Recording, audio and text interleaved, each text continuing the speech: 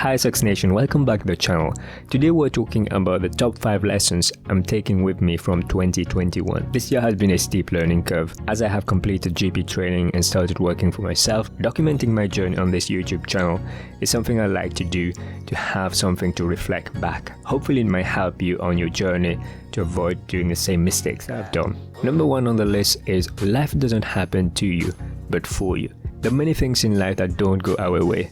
We could be frustrated about getting a parking charge ticket, or being caught speeding, or disappointed for not passing an exam. When things don't go our way, we usually start by asking ourselves why this is happening to me. We interpret events happening in life as good and bad. Let me tell you about the Taoist story of a farmer in China who owned a horse. "You're lucky," his neighbors told him, "to have a horse to pull the cart for you." The farmer replied, "Maybe." One day the farmer didn't latch the gate properly and his horse ran off. Upon hearing the news, his neighbors came to visit. "Such terrible misfortune," they said. The farmer replied, "Maybe." A few days later the horse returned, bringing with it 3 wild horses. "How wonderful, you're so lucky," his neighbors told him. "You guessed," the farmer replied again, "maybe." The following day the farmer's son tried to ride one of the wild horses when it kicked out and broke his leg. The neighbors came back to offer their sympathy. "Such bad luck all over again." "Maybe it is, and maybe it isn't. Who knows what is good and bad," the farmer replied. The next day soldiers came to draft all the young men in the village to fight in the war. The farmer's son was left behind because of his broken leg.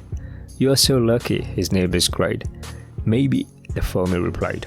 Unlike his neighbors, the Taoist farmer didn't think of events as good or bad. He kept an open mind and experienced life for what it really was. Whenever we judge an event as being good or bad, it shapes the way we feel and react. As Byron Katie puts it, life is simple. Everything happens for you, not to you. Everything happens at exactly the right moment, neither too soon nor too late. You don't have to like it, it's just easier if you do. Lesson number 2. Comparison is a thief of joy. It's practically impossible not to compare life when other people keep flexing their success, wealth, and lifestyle everywhere. How often have you said to yourself, "If I had X, then I'd be happy"? When I started this YouTube channel, I remember comparing my channel with creators in the same niche. Spending time focusing on subscribers count took away the joy during that time. The more we compare our life with others, the more stuff we think we need to be happy. Subconsciously we create desire for money, status, followers, or success in our mind such that we perceive our life as being not enough. As Theodore Roosevelt once said, "Comparison is a thief of joy," unquote. Comparison is a trap that usually leads to 2 outcomes: the feeling of superiority or inferiority. Feeling superior causes one to become arrogant. Feeling inferior causes one to become envious and can create jealousy. These feelings are not conducive to lead a happy and fulfilling life. So how do we stop comparing our life with others? It's easier said than done. The truth is, I still find myself comparing at times, but turning to gratitude has helped to keep comparison at bay. Living in humility and being content with what we already have can bring lasting happiness. If you want to dive deeper into gratitude, feel free to watch this video where I talk about how you can keep a gratitude journal. Lesson number 3. Be patient and impatient. This might sound confusing, but the art of timing is important. It allows us to work with time and accomplish great things. We live in a fast-paced society where everyone wants to do things faster. Being impatient is not necessarily a bad thing, but what if that impatience is on the wrong thing? As Naval Ravikant says, "Impatience with actions, patience with results." This quote on patience hit me really hard. Many people are impatient on the things that don't serve them. We've all been there, growing impatient with a desired outcome. What if we focus this impatience on actions instead of results? If you want to run a marathon, you need to put in the time and effort over a span of time. You can't expect to train for a marathon in a week. High performers are aggressively impatient with their actions. They understand life is a marathon and don't expect overnight success. When they put in consistent effort over time, they don't expect to get results in the short term. They are incredibly patient with results as they understand the art of timing. Lesson number 4. Climbing the right hill. This year I was considering a fellowship job.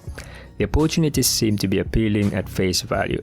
After evaluating the job, I thought this was not the right position for me. Having found clarity, this gave me a new perspective. I realized it would be a mistake to pursue something that would tie me to a job that I wouldn't enjoy. In hindsight, I'm glad that I took the time to deliberate and didn't rush to take this job. It's perfectly normal to take a couple of minutes to look at the menu before deciding which starter and main you're going to order at a restaurant. The time spent in choosing what you want to eat is worth the effort.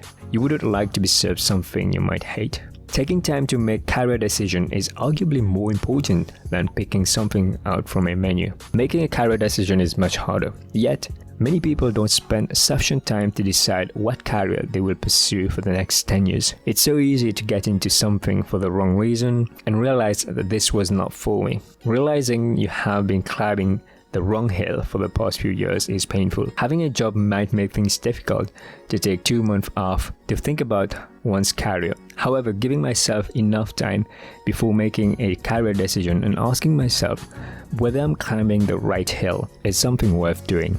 Lesson number 5. Protect your time. Have you heard people say time is money? In fact, time is more precious than money because money comes and goes, but time always goes. The time you spend today will never come back. Since starting this channel, I've spent an ungodly number of hours editing videos. It takes me 4 to 6 hours to edit an 8-minute video. It has become increasingly difficult to find time editing videos when I also work as a doctor and help doctors. The younger version of me wouldn't have spent money to free up time. However, I have learned to value my time more. That's why I've decided to hire a freelance editor to free up time I'd rather spend doing something more valuable. It's better use of my time to script videos and film them rather than spending hours editing them. Enough about me now. I'm curious to learn what lessons have you taken from the last 12 months. What has 2021 taught you? Please let me know down in the comment section. If you want to lead a happy and fulfilling life in 2022, then I've got a perfect video for you. This is a video where I talk about 3 simple steps to kickstart the new year. Click on the video to watch it. Take care everybody. Bye bye.